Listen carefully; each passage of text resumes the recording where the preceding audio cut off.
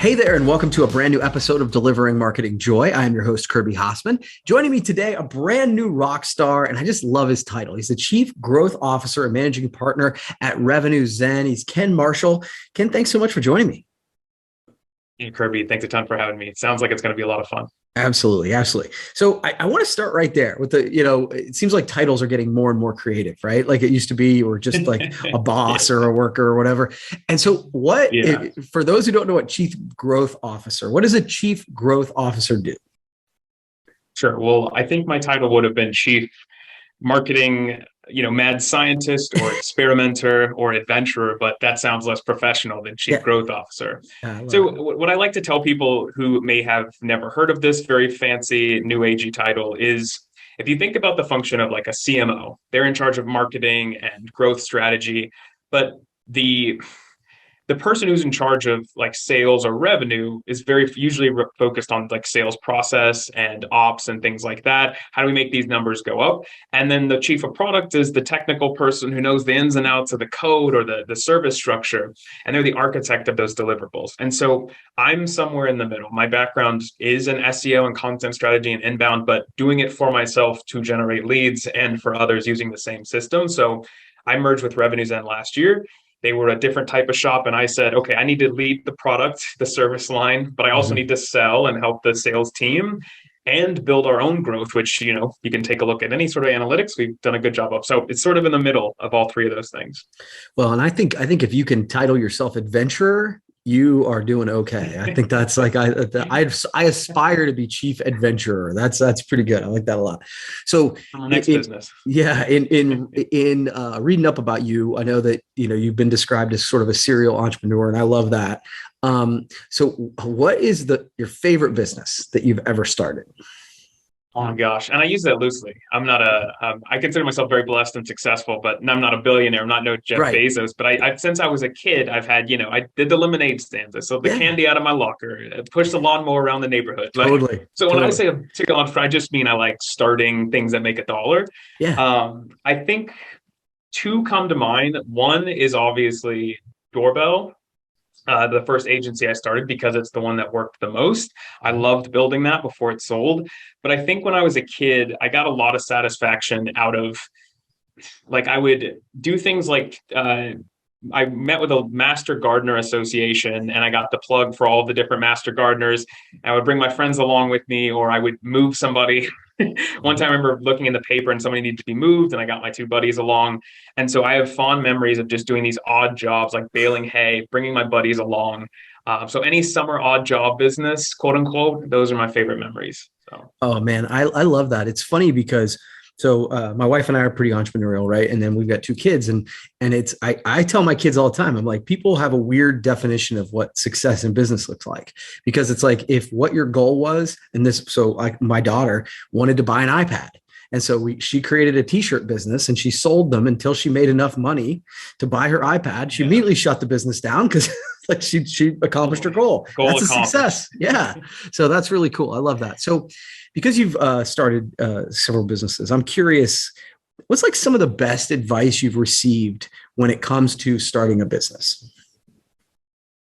Yeah, I think for me, one of the things that I try to do most immediately, other than the normal, business and marketing and sales advice, which is to like define a really specific like target audience or Yeah, yeah. ICP, understand like your positioning in the market.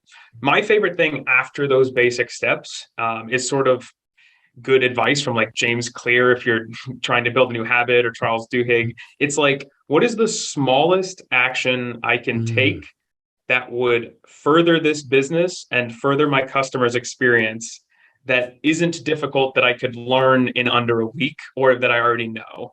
And so for me, I'm working on another small company called Best Freelancer Tools, and it's essentially like the G2 or the Capterra for solopreneurs, and then a software to go along with it. And it's like, what was the first thing I could do to make money or to build the company? And it was create a basic directory in a mm. couple of hours. I didn't need to think about monetization. It was like, what's to make this thing real? What do I need to do?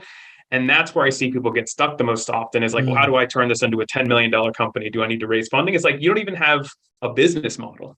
You don't even know what you're going to do next week. And so if you start there, I feel like the momentum just builds on itself. I love that. I've heard it described as do the next right thing. Like whatever the next right thing is, do that. Yep. And I think that's super good advice. I love that, Ken.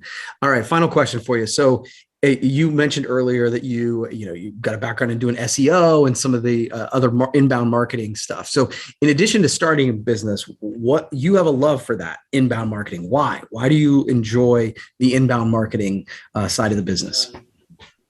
Yeah, I just realized that all my responses involve a quote from a book that I love. But to give a nod to Seth Godin, it's just attraction-based marketing, organic. It's gone by many names. Content marketing, SEO follows the methodology to some aspect. But when somebody has permission and is delighted to not only do business with you, but more fundamentally to approach you, to have the space to ask questions, to scrutinize, to compare, to learn. From a business standpoint, the leads are warmer. They're easier to close. The lifetime values for a customer, I could go on and on with normal, boring business jargon, but at the heart of it, that human being wants to do business with you as much as you want to do business with them. And a lot of business models are slightly like either more predatory or gimmicky and how they get, they use psychology incorrectly or kind of nefariously.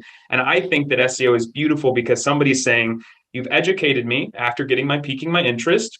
You've allowed me to compare your solution. You've allowed me to compare your solution to others that are you competing against. And now I like you so much that I want to learn about your company history, your case studies. And then they get in touch because they're just like, take my credit card. I love you. I know you. I trust you.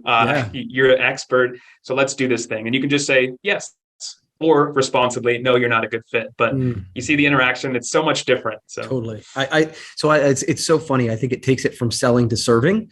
And it's exactly what you're talking about, because by the time they come in and they've gone through that thing, it's not a question of whether they're going to buy. It's a question of what is the proper solution for you to present them with, right? And they trust you based on that. And so I'm a big fan. So I totally. I mean, obviously we're doing this, right? It's what we do. Yeah, are we a good fit? It's like you actually get to decide: do we want to do this thing together? That's mutually beneficial. It's not some copy in an ad that sparked, some chemical reaction, and then they got them to click. But then later they're like, man, what did I do? So, by the way, I'm agnostic to marketing channels. I think they all work and they all can be beautiful. It's just less nefarious, right? They're coming to you. So, yeah. Oh man, I love that, Ken. Well, thank you so much for taking the time to do this, Ken. I really appreciate it. We'll have to do it again sometime. Okay. Yeah, absolutely. Thanks, Kirby. And everybody out there, take care. All right. Well, that's going to wrap up this edition of Delivering Marketing Joy. We'll see you next time.